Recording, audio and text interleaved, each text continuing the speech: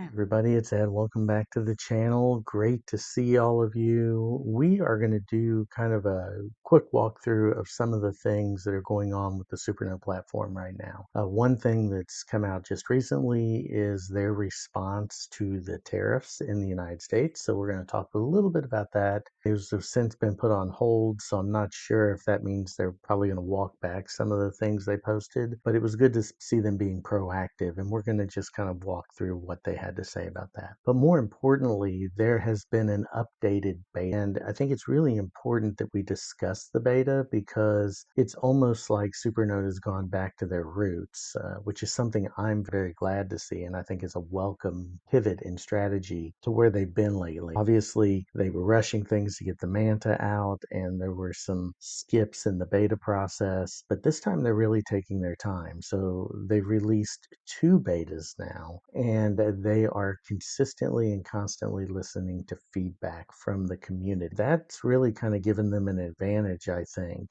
to some of the other platforms. They'll throw the beta out and then you'll get a stable release. But here it's, hey, we updated the beta even so that we can take a better look and get deeper into making sure this platform is working correctly before we do that stable release to all users. So those are the two things we're going to kind of highlight. We're not going to do a huge deep dive. I'll do some of that later, but there are a couple of interesting things that I wanted to highlight, especially considering what's going on with the entire platform right now. Let's go ahead and jump in. I'll see you here in just a minute. All right, so here we are on the Reddit page, and I want to kind of take on this idea of the tariff. And for those of you who follow my channel, I've been very sympathetic and very understanding, I think, of those who are in the European market and are having trouble with different import taxes and duties and all of the things that inflate the price of some of these products. And I know Supernote especially struggles with this because they don't have, I guess, the supply chain that books and some of the other providers do. And so you have this inflation of the price. It's not the actual device price that's high, it's all of the other things that you have to tack on that then drive that price up. Well, here recently in the US, there have been various tariffs and changes to what's called de minimis, which is kind of a threshold at which things take on extra taxes and duties and fees. Anything under $800 was waived from that in the US. So that included everything up through the Manta, all of the Supernote accessories, the Nomad, all of that. Recently that was changed, and so they lowered that threshold. They removed that waiver for anything under $800, and then on top of that, there was a 10% tariff imposed. Now that's since been rolled back, and we'll talk about that here in a minute. But what I thought was interesting, and Roderick at Rants About Tech talked about this when it first came out on his live stream, is how Supernote was approaching this. And don't get me wrong, a lot of companies do some kind of cost sharing model whenever they don't pass along all of the cost increases to consumer. It would just be bad for business. For years, from my background in retail, there were loss leaders in a store where you're losing money so that you can get people in the door, or it's a staple item and it would be a overly burdensome thing to raise prices on that particular item, whether that at the time, eggs, milk, sugar, flour, things of that nature. Anyway, that's another discussion for another time. But Supernote, true to form, was very open about that. And if you look here at the website, they explain that they took away the $800 exemption. They added a 10% tax tariff, and something had to be adjusted. They couldn't eat the entire cost as a company. I mean, they're a small company. They aren't doing tremendous volume. They're highly competitive, but they're not doing the volume. They also don't have an extensive product line like a books or an Amazon to where they're selling multiple devices. I mean, they have two devices for sale, three if you include that there are two versions of the Nomad, the Crystal and the regular. I'm going to highlight, just for this discussion here, this component. So for the they said that they were going to take half the tariff and pass along half of that cost to the consumer. So now remember, this is an extra 10% on top of the price. It's not overly, again, burdensome. You're looking at 10% of about $360. So it's about 36. Divide that in half, which is, $18. So $18 you're going to pay extra for this device. But you're also going to buy the pen. You're also going to buy the cover. So there are going to be some more incremental costs, but they also address that. Nomad devices have a lower margin, so they say that you're going to pick up 80% of the tariff. Then you're going to get an extra $30. They're going to cover 20% of that. You're going to end up paying $24 more for the Nomad. So again, that's kind of where they're at on that. Now, accessories, they don't give you like the full gamut of what the different costs are going to be, because they explain further up that those range in different price points, and it's going to make it a little bit different depending on the products you buy and what those are. But whatever it is, whatever the price increase is due to the tariffs or the duties, they're going to split that in half. So they're basically going to take half of that cost. Now, again, if we go down here, they talk about it was tentative, giving you 3 days notice. They also, which I think is a very important part and really shows you how they operate as a company, what they did was they took into account people who've already purchased. And what they said was, if you've already purchased your device before this went into effect, we are going to absorb all that cost. They could have come back. I don't think it would have been a wise move. I think what they did was, but they could have come back and they could have said, you know what, this was an unforeseen expense. We're going to have to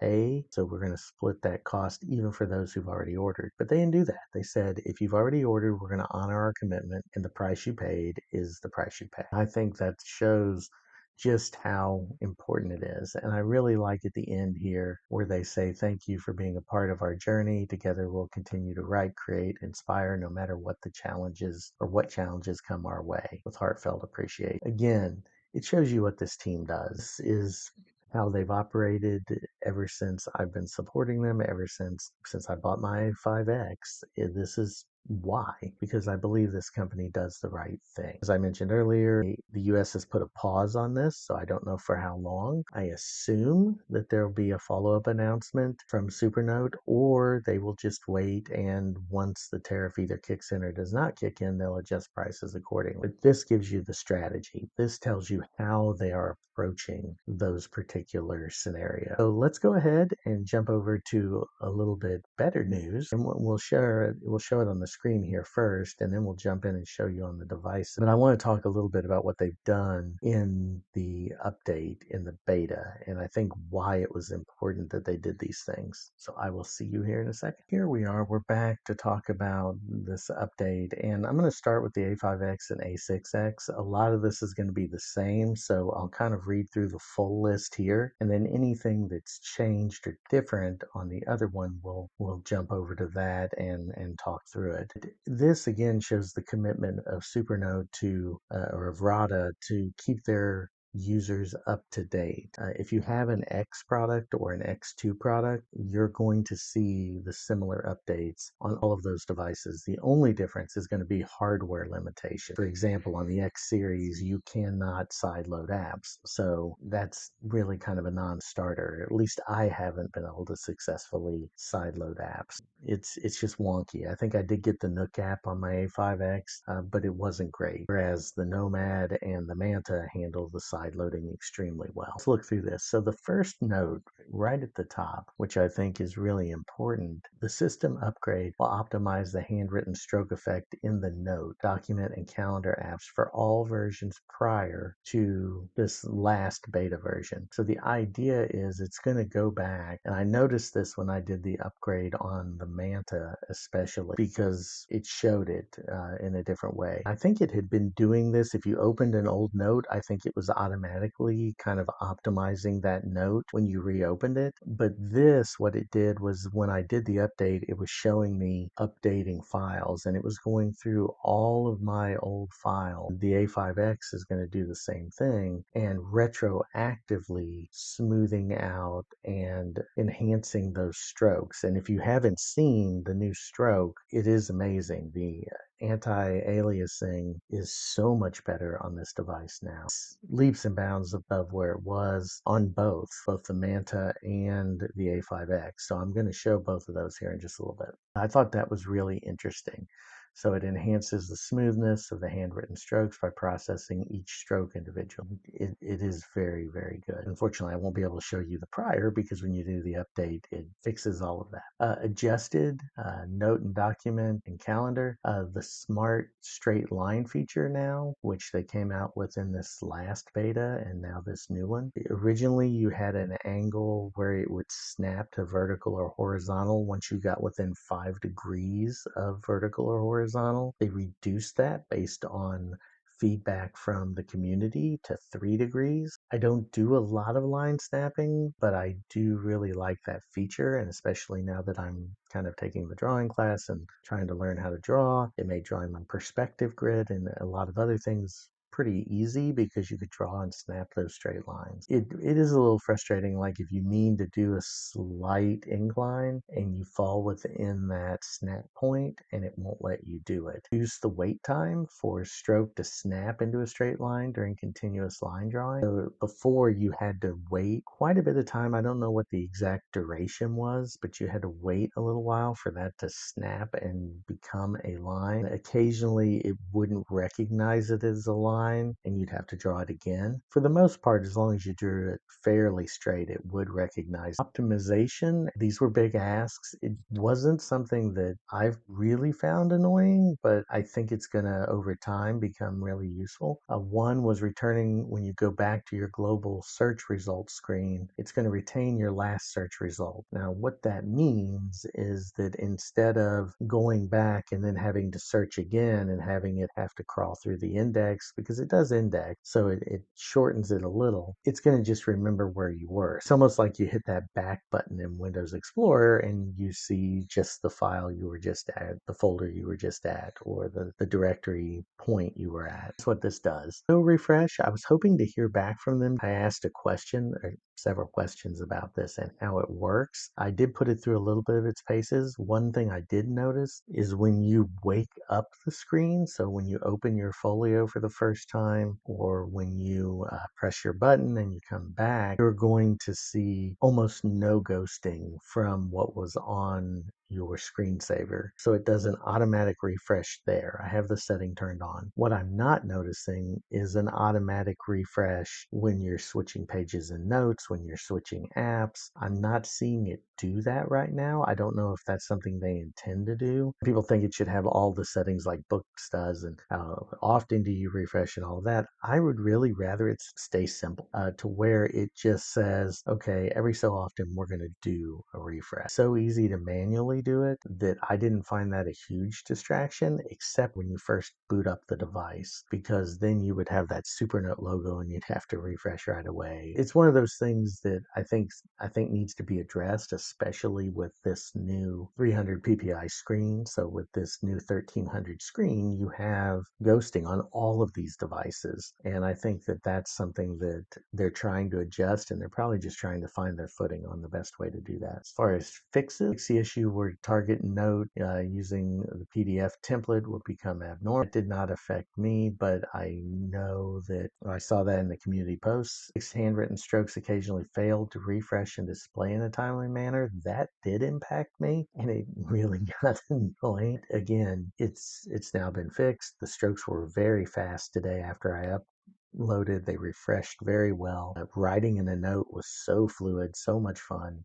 It was really good. It wasn't a bad experience before, but it did occasionally miss a stroke, especially punctuation. It's a note where a handwritten note was occasionally not saved when turning pages immediately after writing. I didn't experience that, so I don't know who was having that problem, but obviously it was a problem. Then the Korean handwriting, obviously I wasn't impacted by that because I don't speak Korean. For those who were, I think it's really important that they, again, pay attention to that global market. Now, real quickly, let's go ahead and jump on over to the Manta and the Nomad and just see where the differences are. And there's not a lot. All right, and here we are over on the other side. And what you'll notice, and I did not see this until just now, but they edited this post today. Maybe it was in response to several emails, obviously not just mine, but I think several people were probably interested in knowing why something changed. So it looks like they added in this note here talking about when the auto refresh will trigger, rotating or resizing the lassoed handwritten text, which is very important because if you look, and we'll try that when we go to the demo, if you look at how that function was working, I used to draw a long, thick marker line and then move that around the page. And that's where you could really see the ghosting. I mean, it was really prevalent. It was very much an irritation. So we'll take a look at that and see if that worked. Or erasing headings and links. Again, whenever that would happen, you would get that ghosting and then waking the device from sleep. So I think they've got several of these things are absolutes. And they do at the bottom ask, if you think there are additional scenarios where auto refresh may be necessary, let us know. And I would suggest anybody who's watching this in the beta program, reach out to them. They will listen. So I think there are certain times, like if you go from the Word app, if you have it side-loaded and you go to a note, you're going to see that ghosting. If you go to from a note that has a lot of text on it to another note that has little text, you're going to see the ghosting remnant. Just as they're thinking through this, I don't want it to be like books where I'm having to micromanage the setting, but I do think it should work in the most commonly used scenario. I think that's what they're looking for as well. You're going to see everything else here is the same. Wait time for snapping. Support for the file picker. Now this is something that's unique to the Nomad and the Manta. So, and I'll show this when we look at the devices. You can now pick from the local device in third-party app, and that is a game changer. So if you're in the Microsoft ecosystem or even in Dropbox, if you're in anything but really Google, because Google does not work on this device other than to sync with Drive through their integration. If you're in those ecosystems, you can now use Microsoft Word, Excel, PowerPoint, OneDrive,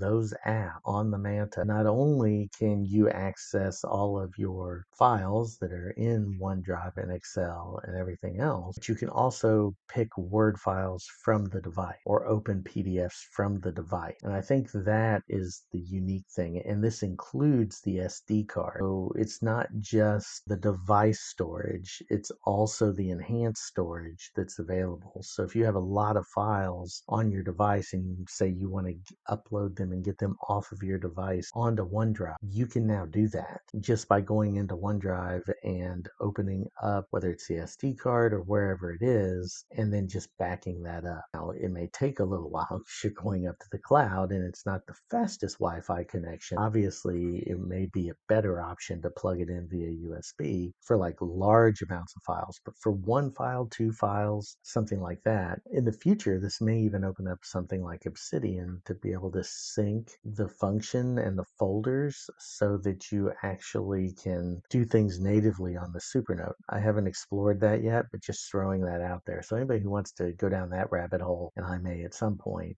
I think that's really important. So that is huge, the third-party app access. And all it does is just like any device, it pops up, says this app needs to be able to access your device. You say yes, and then there it is. And I'll show that here in a minute. Same about fixes here. There is one different one that I do want to highlight, which is this one here. I had exported my digest into the Manta and it did not come through right. It came through all wonky, things on the wrong pages, all kinds of craziness. So now what I'm going to do is I'm going to go ahead and do a fresh export, then import into the Manta. I don't have a ton of annotations because I tend to use the comment feature in the PDFs, or I turn it into a note instead of using the digest feature. So that is the update. So now let's jump on over and let's take a look at the devices themselves. So here we are back with the Manta here on the left and the A5X on the right. And I still have to tell you, I love my A5X.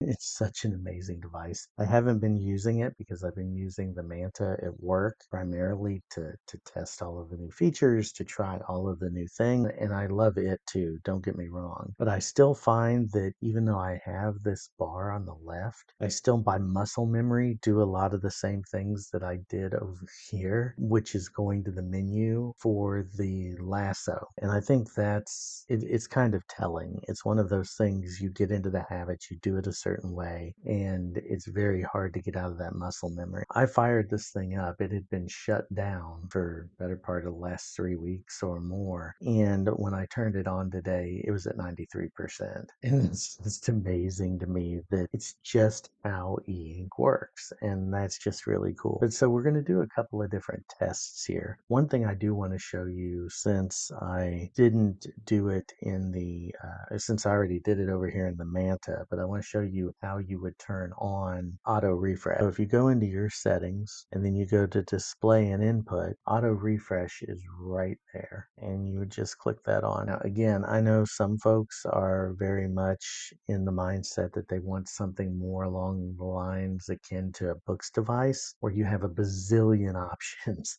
And I'm not exaggerating. If you want to know about all of the possible options, just watch, and I'll link it down in the description, but watch Rants About Text video. I mean, that's a deep dive, 45 minutes in, and I swear he could have talked for another 45. I don't want all of that. Now, some folks do, and if you do, that's great. That's more power to you, and I'm glad you have that option. What I'm going to do here is I'm going to set both of these to a black marker because I want to try and show the ghosting. So this has worked really well in the past. So we'll go ahead and we'll draw a squiggly line there. We'll draw a squiggly line there. First of all, look how clear that is. I mean, the anti-aliasing here is phenomenal now that they've got that figured out. But let's circle this, and it's much easier to do over here because you have the slider, but I still find myself going to the toolbar a lot. The nice thing about both of these is that you can minimize this toolbar and have that whole canvas. The nice thing about the Manta in that case is that you can then rely just on gestures to do all of this. Take a look and see what happens here now that we've selected this text. Because what you would see here in the past, and you should be able to see that ghosting. And you see here, see how that's light and that's dark? And I mean, it's pretty prominent. Now let's let it go, and it's gone. So that is a big deal. I know that it may not seem like a big deal to everybody, but to me, that's a big deal.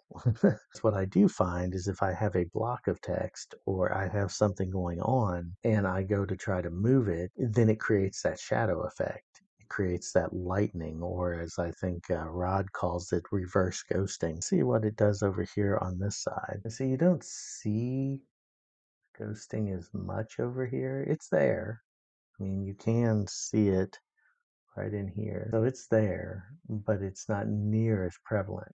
But it does the same thing, that auto refresh. Just to show the straight line function, it works the same on both of these. So you draw your straight line, you hold down, there you have that straight line. It also has snap to template. See how that's snapped to that template line there? It's kind of cool. It's smart, it's intelligent, it knows. But now I can actually connect these two lines if I want to.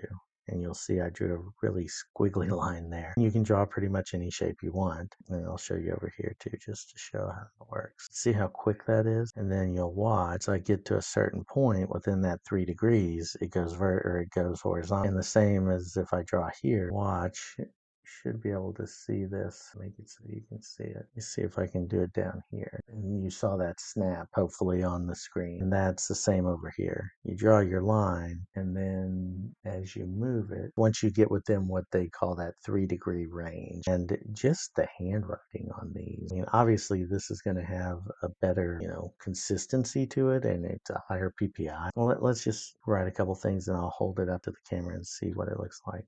So let me hold both of those up because maybe that'll give you a little bit. There it is. I mean, see how smooth those lines are? That is really amazing. Let me pull this one up. I mean, this is an older technology. This is a 5-year-old device now. And just look at how crisp that writing is. It looks like my handwriting. And I think that that is kind of just amazing, really, when you think about it, that you can get that good of a picture on both of these devices. And the functionality is pretty much the same. You know, I'm going to do a video at some point on, you know, should you upgrade?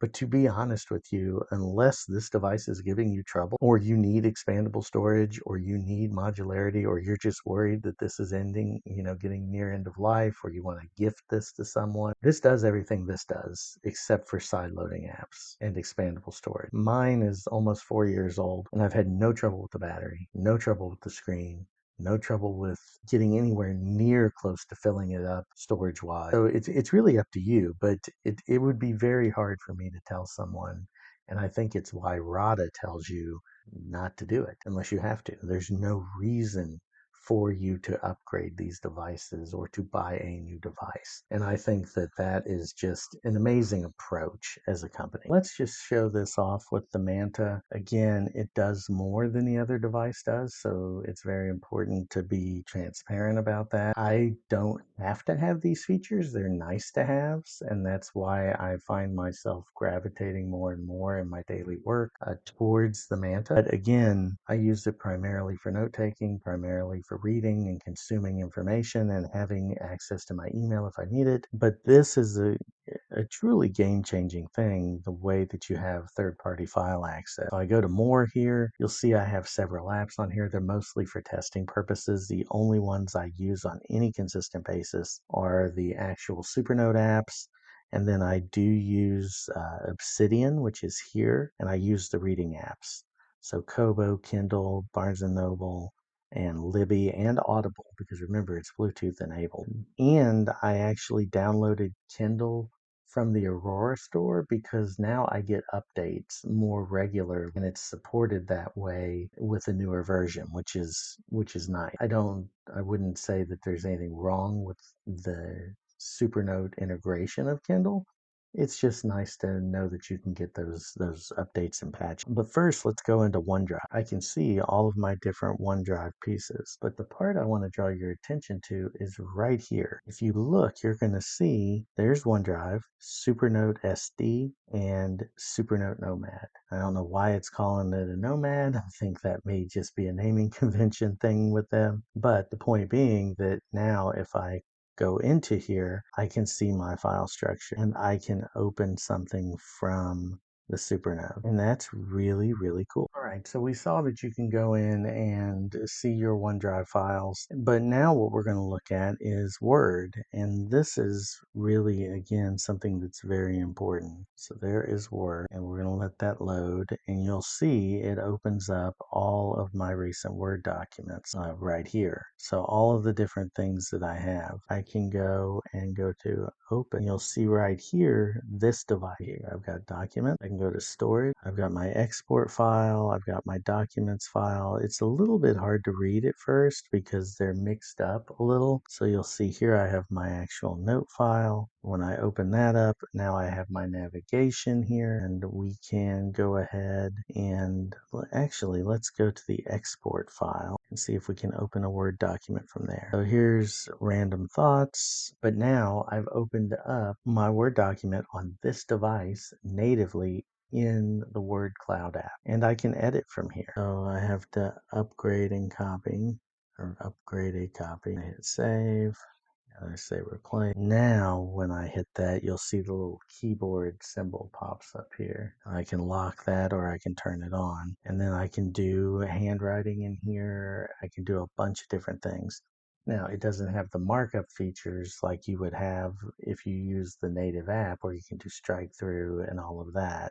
So you are losing some of the Supernote editing shorthand marking features, but you're also getting the full power of Word here, including, although I wouldn't really recommend it, the ability to draw, because you're going to run into the same issues here that you run into with OneNote.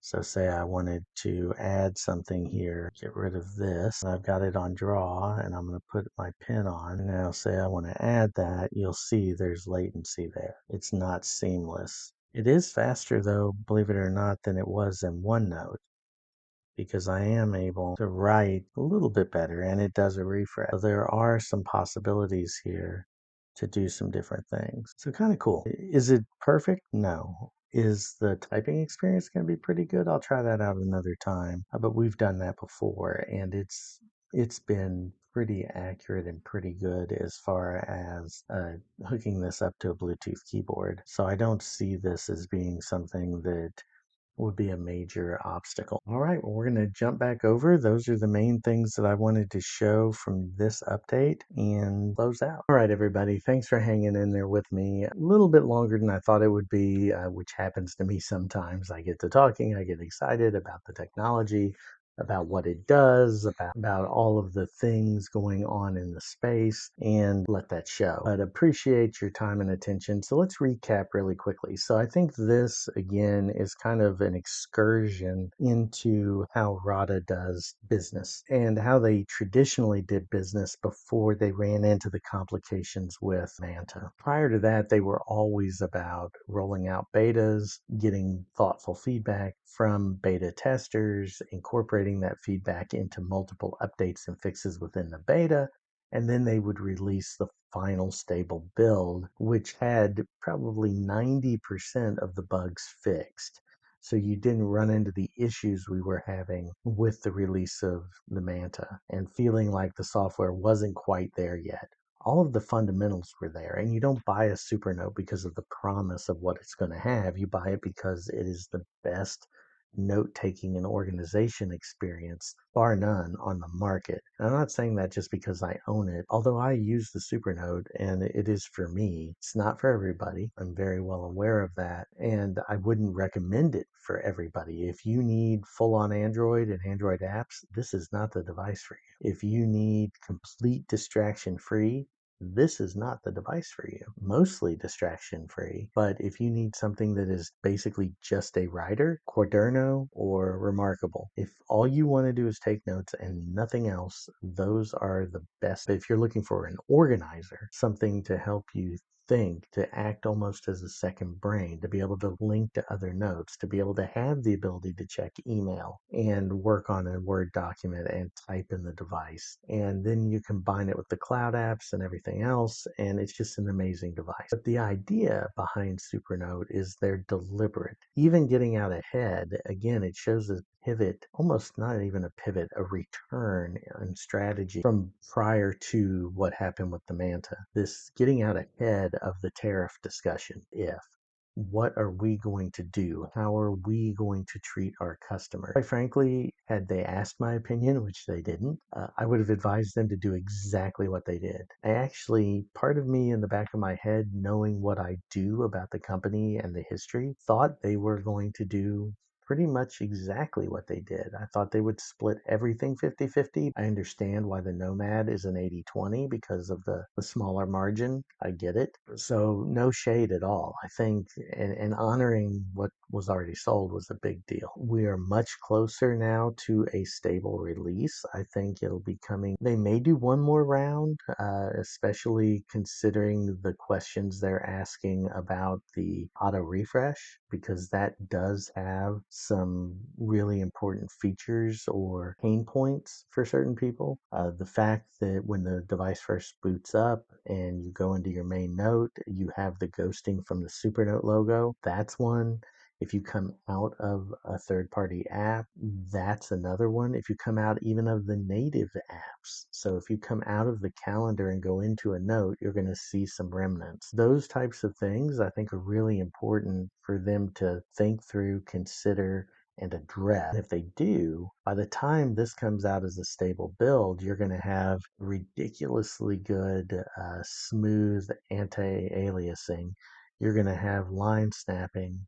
You're going to have a lot of control with that as far as vertical, snap to grid, all of those things that are very useful. You're also going to have third party file selection, which is huge for especially people in the Microsoft Office ecosystem. Obviously, you can't do that with Google because it doesn't support Google apps. But if you use Dropbox, and I don't, so if someone please throw down in the comments if you use Dropbox, test it, see if it works.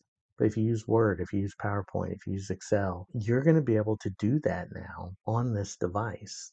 Now, we'll test all of that at some point. Quite frankly, would I recommend you do all of that on this device? No. I mean, not a purist, but I'm definitely one of the people that believes device is primarily very good at what it's designed to do. And so I would say, yeah, no, don't do that. But for those of you who want to have that flexibility and that ability to do something like that, it now has that capability. And that takes a little bit of Books' thunder for being the only platform that can really do that, with the exception, obviously, of Big Me and some of the others that are full on Android. But I mean, really major players that allow some kind of app access. I think that Supernote kind of steals some of the thunder there. Again, that's subjective. It all comes down to what your use case is, what your scenario is, what is the best fit for you. But if you like the video, if you like the content I make, please consider subscribing to the channel. I have a new members tier. It's only 99 cents. Get you early access to videos and also some members only polls and badges and emojis.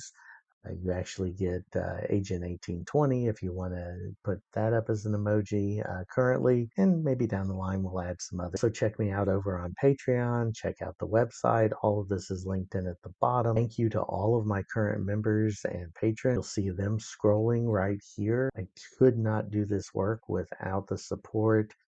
Other ways to support the channel, just hit the like button, hit the subscribe button. If you haven't subscribed yet, if another 30% of you subscribed, it would be amazing. If you like the video, share it, comment. I respond to every comment, and I would love to hear your thoughts. What do you think about this beta? Are you like, rather hurry up, come on, let's go ahead and do a stable release? Or are you like, this is a really good approach. This is something I can get behind. This is a company thinking about the user experience, thinking about how can we best support, facilitate, and encourage our users to keep excited about the platform. Personally, that's my view. Others may not share that view. And if you don't, tell me. If you think it's no better than another device or the device I use, you may be perfectly right. Some people love the Go 10.3. Some people love the Remarkable 2. Some people love the Remarkable Paper Pro or the Kindle Scribe. I mean, I can go on and on and on. But for me, the way they're approaching things has really worked well for my